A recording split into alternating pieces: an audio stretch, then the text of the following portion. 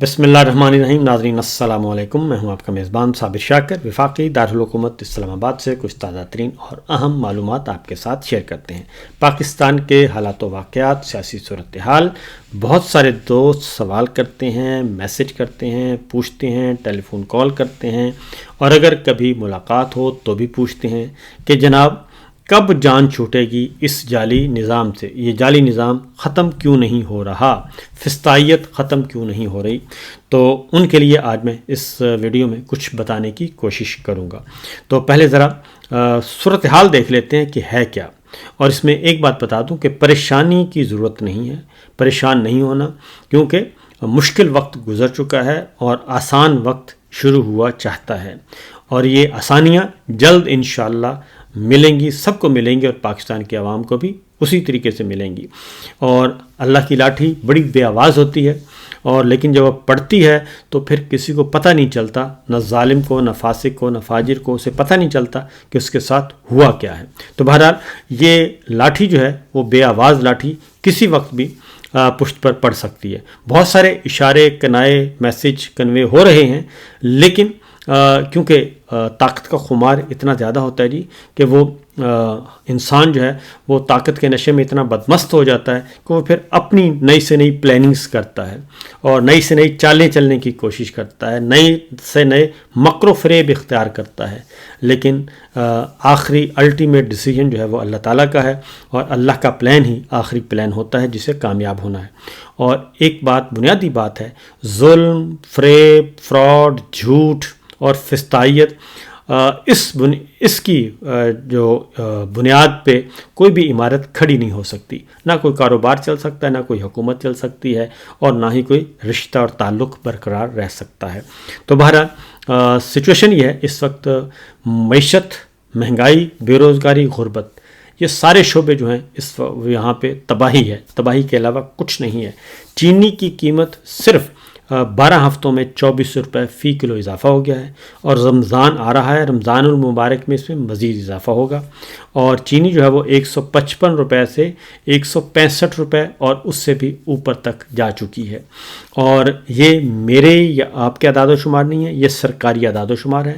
ادارہ شماریات نے یہ بتایا ہے کہ چینی مسلسل مہنگی ہو رہی ہے اور کوئی پوچھنے والا نہیں، اور یہ صرف اس لیے ہوا کہ سمگل ہو رہی ہے اور بھیجی جا رہی ہے افغانستان چینی، اور مل اونرز جو ہیں ان کے وارے نیارے ہیں، اور جن کی وہاں پہ ڈیوٹیاں ہیں، جنہوں نے اس کو روکنا ہے، ان کے وارے نیارے ہیں. اور ابھی رمضان آ رہا ہے، رمضان میں مزید مہنگی ہوگی. یہ ہے ہماری حالت زار. دوسری جانب چیئرمین نیب ایک فگر دے چکے ہیں، اور وہ بھی یہ رونا رو چکے ہیں کہ جناب کیپٹل 13 ارب ڈالر سرمایہ باہر چلا گیا ہے، اور 25,000 خاندان بھی چلے گئے ہیں باہر، ہجرت کر گئے ہیں. اس کے بعد اگلی خبر جو لیٹسٹ آئی ہے، لیٹسٹ نمبر آئے ہیں UAE سے، اور وہ یہ ہے کہ 8,000 کمپنیاں جو ہیں وہ پاکستانی وہ رجسٹر ہو چکی ہیں متحدہ عرب امارات میں. پہلے نمبر پہ بھارت ہے، ان کی 16,000، اور دوسرے نمبر پہ پاکستان ہے، 8,000 کمپنیاں وہاں پہ رجسٹر ہوئی ہیں. اور یہ بات ذہن میں رکھیے گا کہ بھارت کی آبادی ہم سے کئی گنا زیادہ ہے، آلموسٹ 6-8 گنا زیادہ ہے، کیونکہ ان کی 1.25 ارب سے زیادہ کی آبادی ہے، جبکہ ہماری 25 کروڑ کی ہے.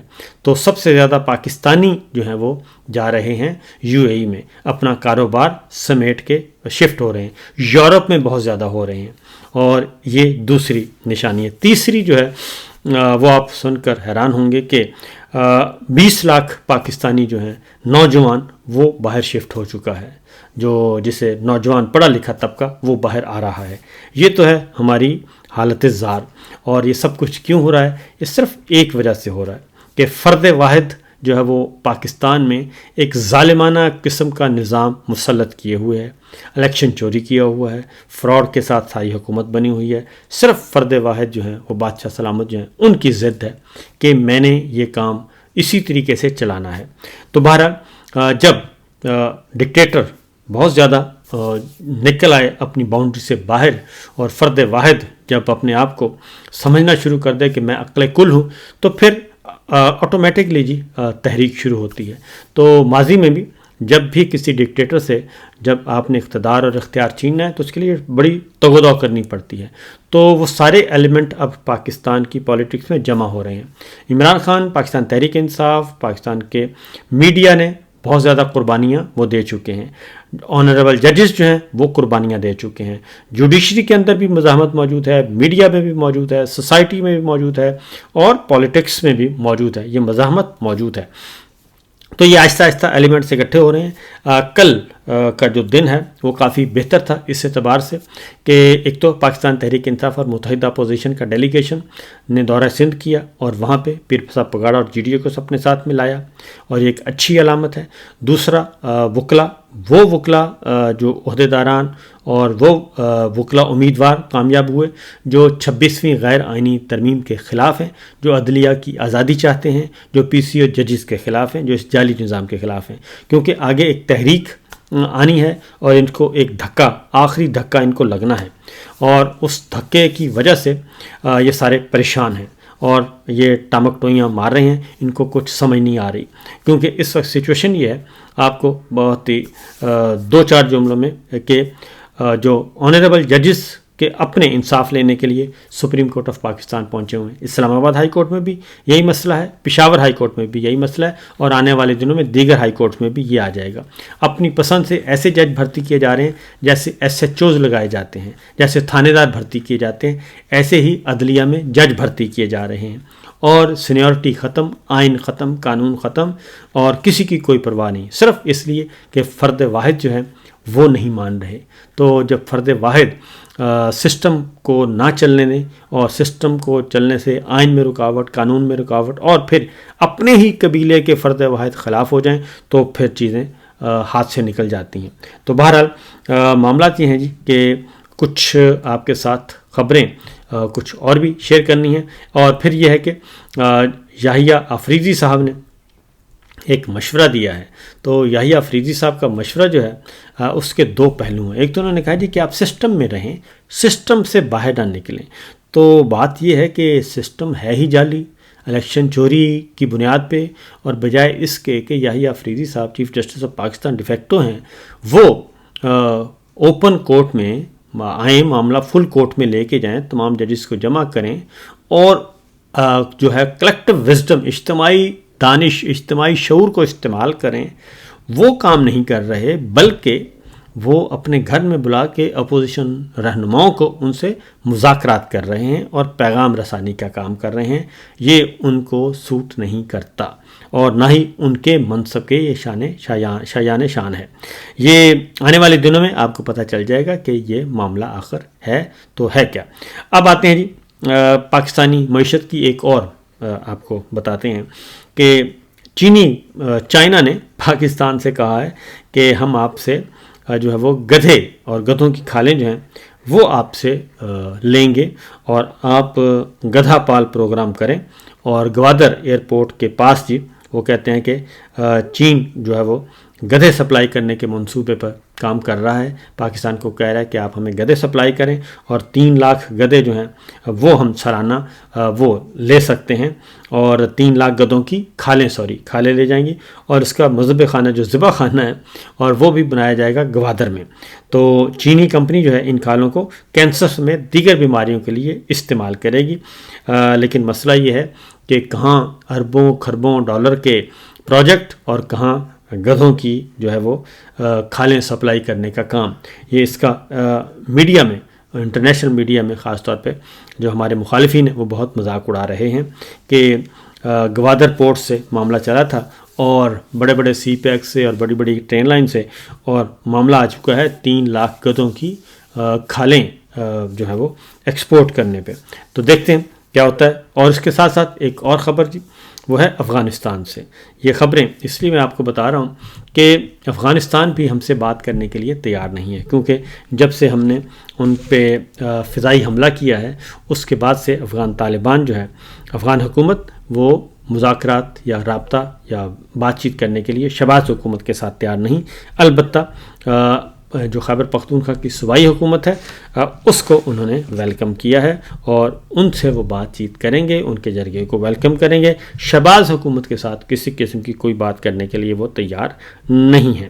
اور یہ ایک اگین صورتحال جو ہے وہ کافی تشویشناک ہے۔ اس کے بعد یہ آگے بڑھتے ہیں بادشاہ سلامت کے لیے۔ یہ ساری خبریں بادشاہ سلامت کے لیے ہی تشویشناک ہیں، کیونکہ بادشاہ سلامت کا ہی یہ تیار کردہ ماڈل ہے، اور اب چونکہ وکلا بھی کامیاب ہو گئے ہیں، وہ وکلا جو کہ 26ویں غیر آئینی ترمیم کے خلاف ہیں، الیکشن چوری کے خلاف ہیں، اور وہ تمام اپوزیشن جماعتیں بھی جمع ہو رہی ہیں، تو عید کے بعد جو ہے وہ ایک بڑا جو ہے وہ حملہ کیا جائے گا، اور اس کے نتیجے میں کچھ تبدیلیاں متوقع ہیں۔ یہ بات ذہن میں رکھیے گا کہ ڈکٹیٹر سے اختیار عہدہ چھیننا بڑی مشکل سے چھینا جاتا ہے۔